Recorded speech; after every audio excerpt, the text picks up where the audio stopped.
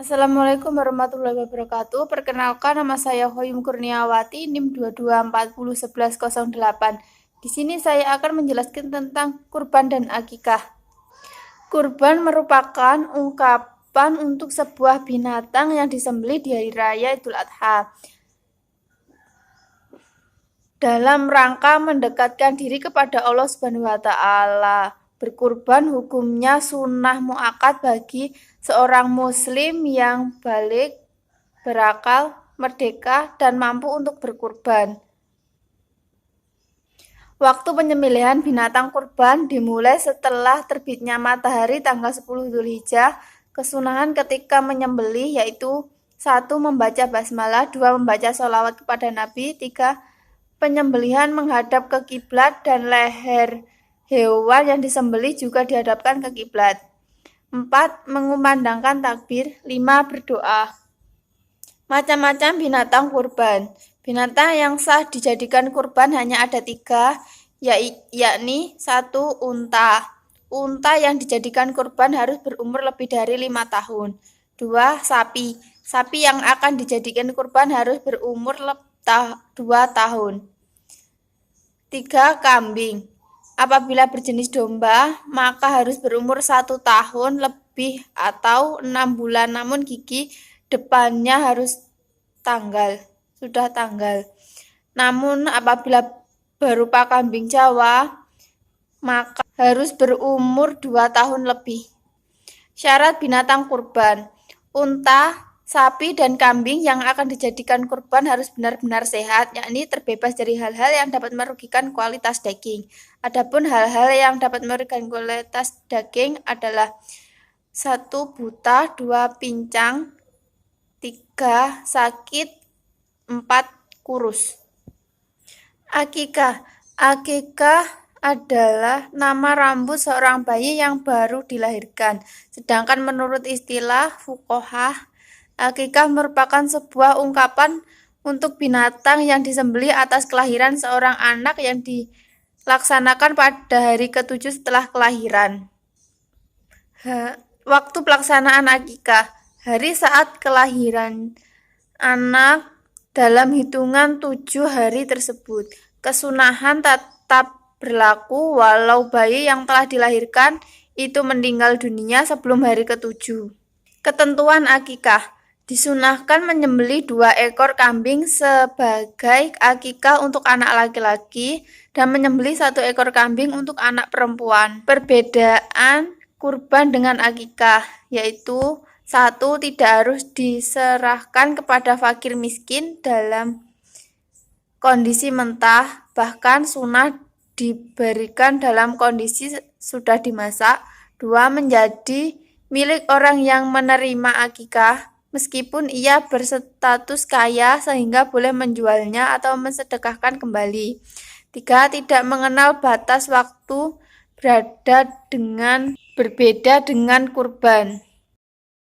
Materi selanjutnya yaitu zakat fitrah dan zakat mal. Zakat merupakan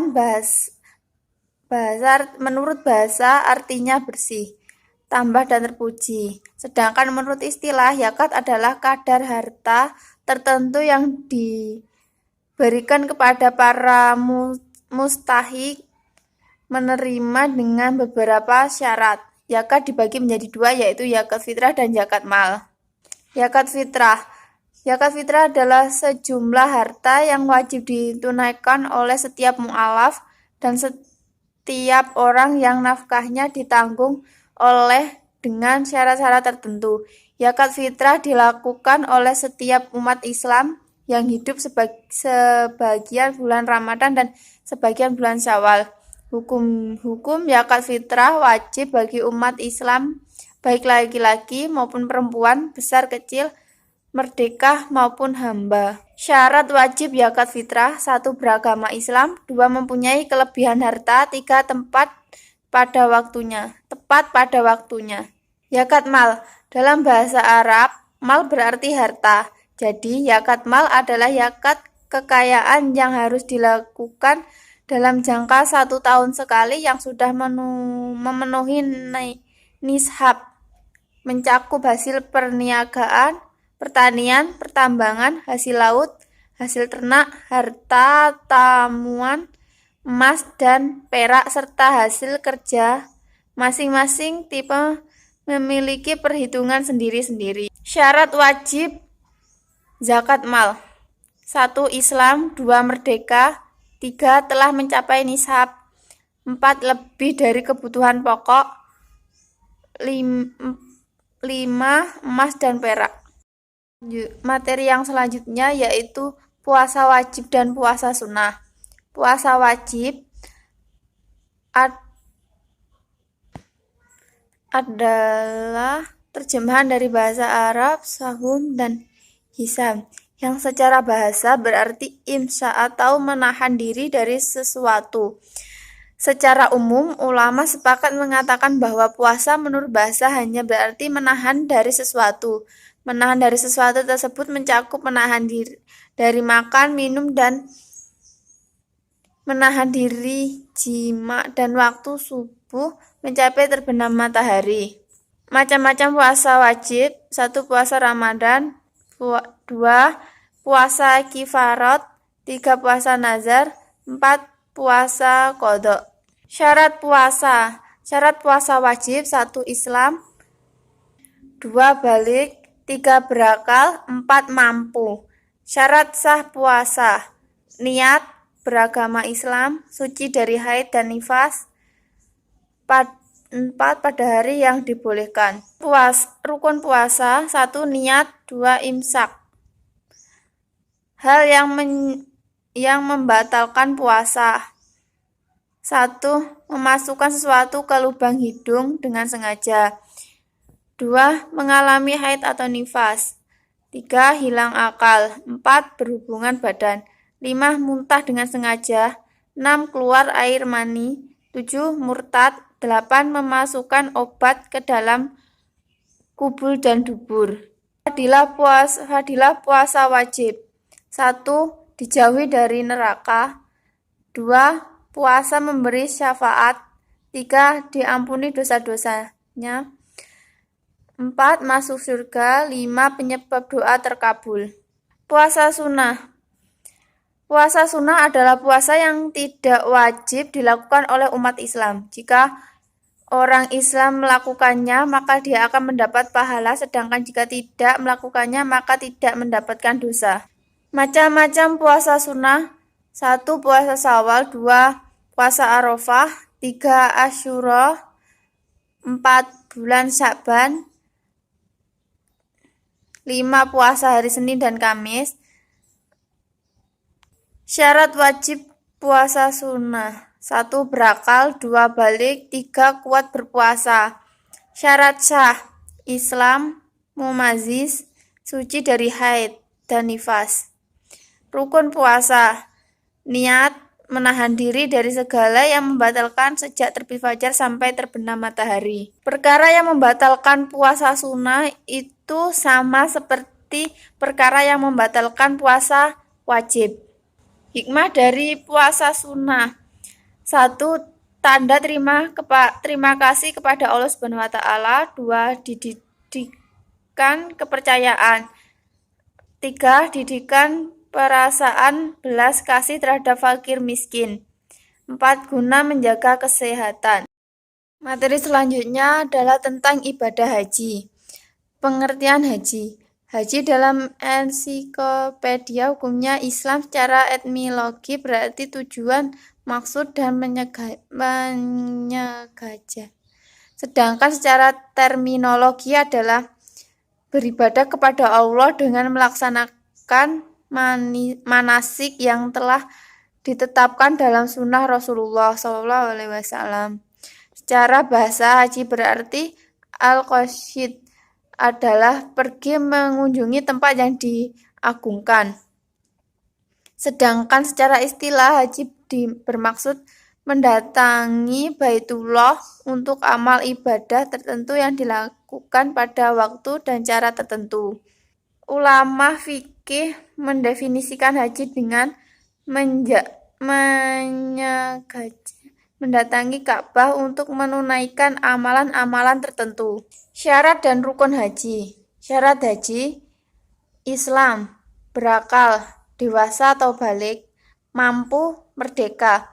Rukun haji, ihram, wukuf di Arafah, tawaf, ifadah, sa'i, tahallul, dan tertib. Wajib haji, berihram di miqat, mabit di Musdalifah, mabit di Mina, melontar jumroh, dan tawaf wada. Rangkaian pelaksanaan ibadah haji. Haji tamattu, melaksanakan ibadah umroh terlebih dahulu dan setelah itu baru melakukan ibadah haji. Haji ifrad, kebalikan dari haji tamattu, yaitu dengan melaksanakan haji terlebih dahulu lalu menyegerakan umroh. Haji qiran, pelaksanaan ibadah haji dan ibadah umroh bersama-sama. Hukum ibadah haji. Haji memiliki ragam hukum syari tergantung kondisi orang per orang. Hukum haji terkadang menjadi fardu ain, hukum kifayah, fardu kifayah, dan ada kala sukarela. Tetapi yang pasti haji hanya wajib seumur hidup sekali bagi yang mampu dan memenuhi syarat yang diatur dalam hukum fikih. Hikmah dan keutamaan ibadah haji: 1. Menyempurnakan keislaman. 2. Menghapus dosa. 3. Melipat gandakan pahala. 4.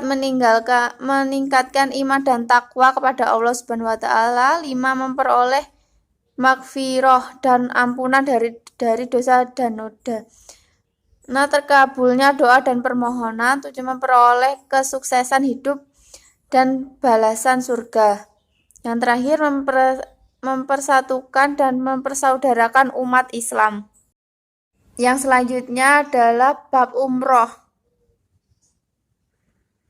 Umroh dalam terminologi ilmu fikih adalah berpergi menuju ke Baitullah untuk melaksanakan serangkaian ibadah umroh, yakni tawaf dan sa'i, atau dengan kata lain datang ke Baitullah untuk melaksanakan umroh dengan syarat-syarat yang telah ditentukan. Dalam ibadah umroh ada 4 unsur penting, yaitu berpergian, Baitullah, rukun umroh, serangkaian ibadah umroh, dan syarat umroh. Syarat dan rukun umroh: 1. Beragama Islam. 2. Dewasa atau balik. 3. Merdeka. 4. Mampu. 5. Bagi perempuan harus ada mahramnya. Rukun umroh: 1. Ihram dan berniat memulai umroh. 2. Tawaf. 3. sa'i. 4. tahallul. 5. tertib. Perkara yang membatalkan umroh: 1. Bagi setiap laki-laki tidak boleh memakai pakaian yang ada jahitannya dan tidak boleh menutup kepala. 2. Bagi wanita tidak boleh menutup wajah dan 2 telapak tangannya. 3. Memakai wangi-wangian dan minyak rambut bagi wanita. 4. Mencaci maki atau mengucapkan kata-kata kotor. 5. Bersetubuh walau sudah sah. 6. Memotong atau mencabut tanaman di tanah haram. 7. Membunuh atau memburu binatang darat. 8. Mencabut dan memotong tanaman di tanah haram. 8. Nikah atau menikahkan. Yang terakhir, berbuat kekerasan seperti bertengkar dan berkelahi. Tata cara umroh: 1. Ihram dari miqat. 2. Jika Anda telah sampai di Masjidil Haram, dahulukan kaki kanan dan ucap doa. 3. Lalu mulailah melakukan tawaf dari Hajar Aswad. 4. Jika Anda selesai dari putaran ke-7, saat mendekati Hajar Aswad, tutuplah pundakmu yang kanan, kemudian pergilah menuju Maqam Ibrahim. 5. Selanjutnya pergilah ke Zamzam dan minumlah airnya. 6. Pergi menuju Safa. Keutamaan umroh: 1. Menghapus dosa. 2. Perantara berjihad. 3. Doanya akan dikabulkan. 4. Wafat ketika menjalankan ibadah umroh dicatat pahalanya hingga hari kiamat. 5. Dijanjikan surga. 6. Menghilangkan kefakiran. Selanjutnya yaitu cara mengurus jenazah. Mengurus jenazah merupakan kewajiban yang hukumnya fardu kifayah, yaitu apabila salah seorang di antara kita ada yang mengurus jenazah, maka yang lain tidak berdosa. Kewajiban mengurus jenazah tergantung pada jenazah itu sendiri. Jenazah orang muslim yang bukan sayyid. Adapun kewajiban yang harus dilakukan kepadanya adalah 1. Memandikan, 2. Mengafani, 3. Mensolati, 4. Memakamkannya. Muslim yang sayyid dunia. Sayyid dunia adalah orang yang mati dalam peperangan dengan niat mencari kehidupan dunia, atau sayyid dunia akhirat, yakni orang yang meninggal dalam peperangan dengan niat untuk menegakkan agama Allah SWT. Mayatnya haram dimandikan dan disalati. Tata cara merawatnya: 1. Menyempurnakan kafannya jika pakaian yang dipakainya tidak cukup untuk menutupi seluruh tubuh. 2. Memakamkan jenazah muslim yang sedang ihram, melakukan haji dan belum tahalul. Jenazah yang satu ini tetap dimandikan, dikafani, disolati, dan dimakamkan, hanya saja ia dimandikan dengan tidak menggunakan wewangian. 2. Bayi yang terlahir sebelum usia 6 bulan. Dalam kitab-kitab ulama dikenal 3 macam kondisi bayi, yakni 1. Lahir dalam keadaan hidup. 2. Berbentuk manusia sempurna tapi tidak tampak tanda-tanda kehidupan.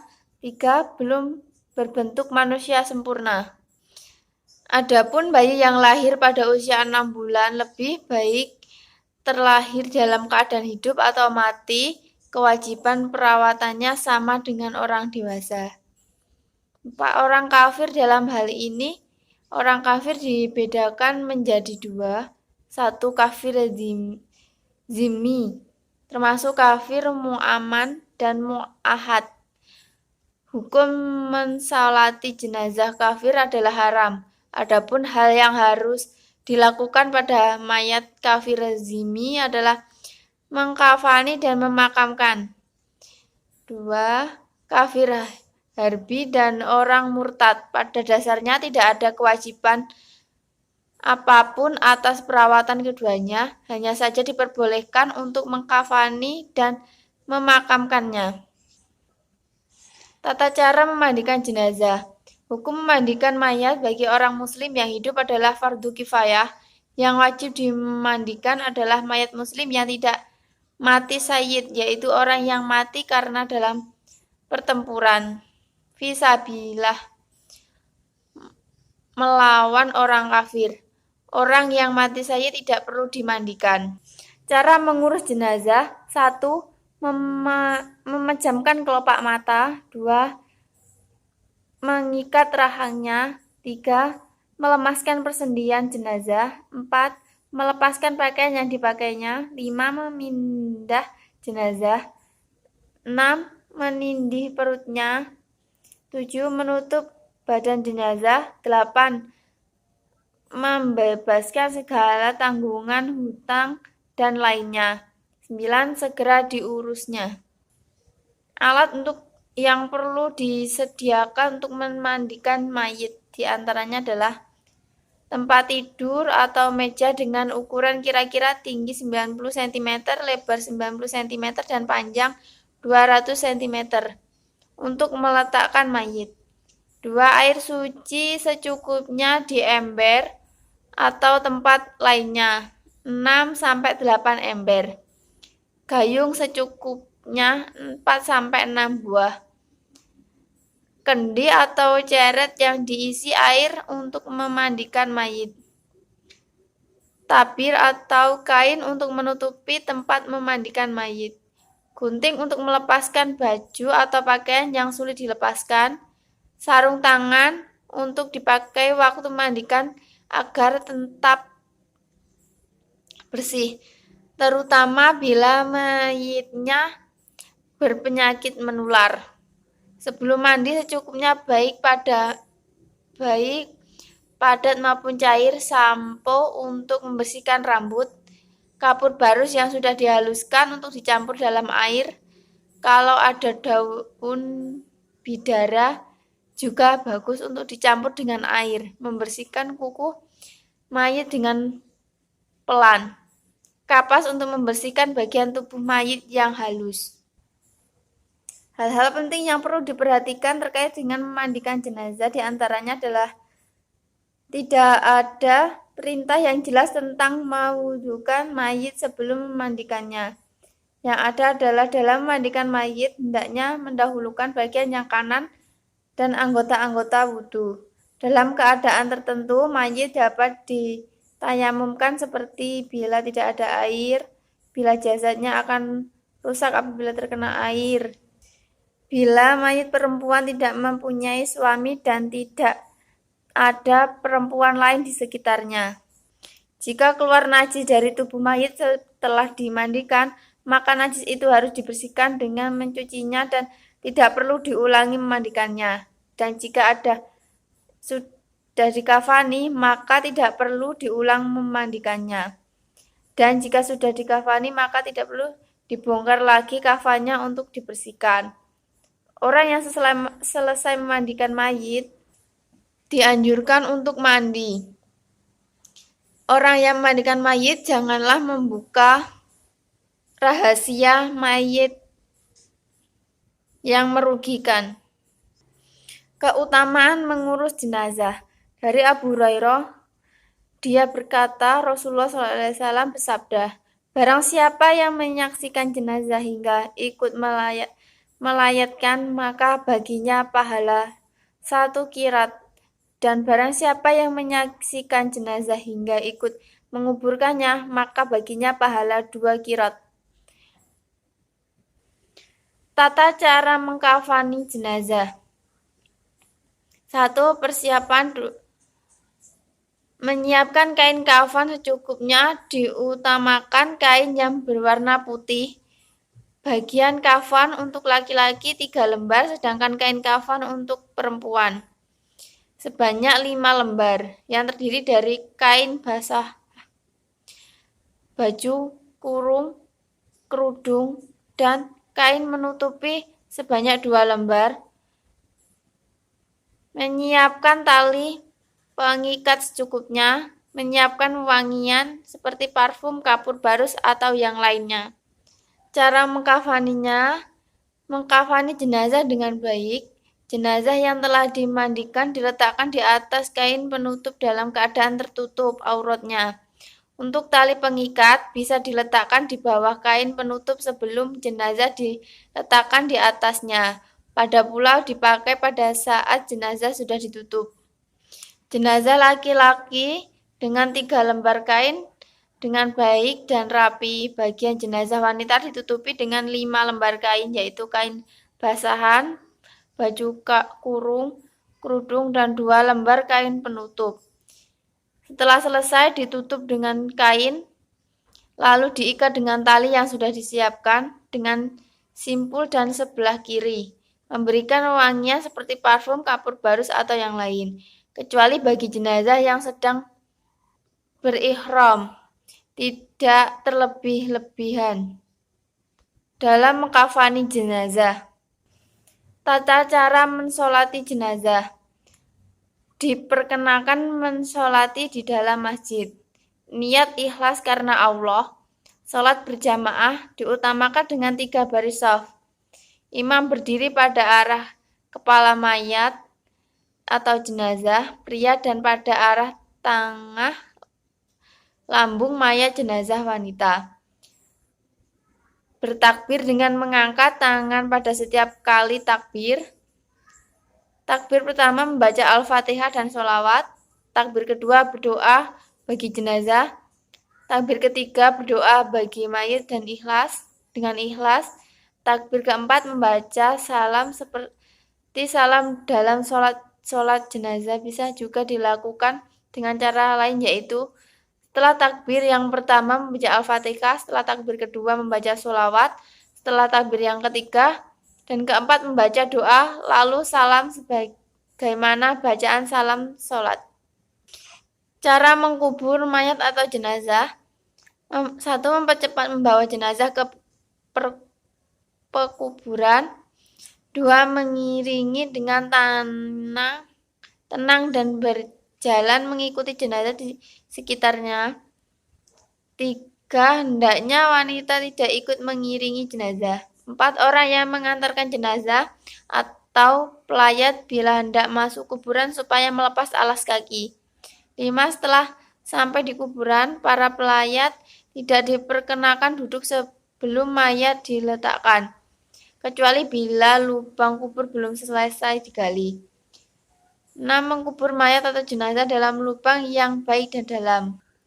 7. Membuat galian lahat serta memasang tanda di atas kuburan kaum muslimin. 8. Memasukkan mayat atau jenazah dari arah kaki kubur dari arah selatan. 9. Saat meletakkan mayat atau jenazah dalam kubur membaca Bismillah wa Allah milati Rasulillah. 10. Menutupi bagian atas kubur mayat atau jenazah wanita saat dikuburnya dengan kain. Orang yang menurunkan mayat atau jenazah ke dalam kubur bukan orang yang telah bersetubuh pada tadi malamnya. 12. Meletakkan mayat atau jenazah dengan menghadapkan ke arah kiblat. 13. Meninggikan kubur sebatas sejangkal. Diperbolehkan membuat tanda di atas kubur seperti dengan batu atau yang lainnya pada arah kepalanya. 15. Mengkuburkan tanah dari arah kepala sebanyak 3 kali. 16. Setelah selesai penguburan, kemudian mendoakannya untuk memintakan ampunan dan ketetapan hati bagi si mayit atau jenazah. Sekian dari saya. Wassalamualaikum warahmatullahi wabarakatuh.